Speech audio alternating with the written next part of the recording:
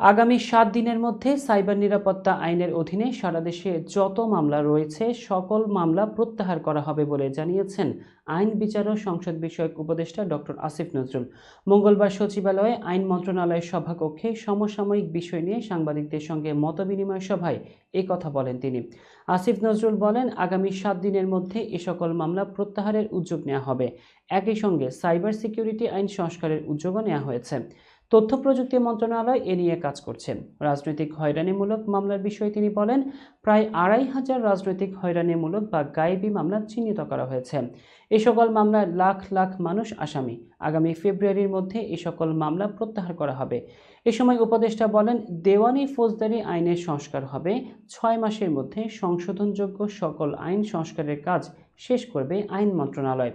উচ্চ আদালতে এর আগে রাজনৈতিক বিবেচনায় বিচারক নিয়োগ দেওয়া হয়েছে উল্লেখ করে আসিফ নজরুল বলেন, এখন থেকে বিচারক নিয়োগ হবে দক্ষতার ভিত্তিতে এবং দল নিরপেক্ষতার ভিত্তিতে। বিচারক নিয়োগের জন্য সুপ্রিম কোর্টের বিচারক নিয়োগ অধ্যাদেশ করা হচ্ছে।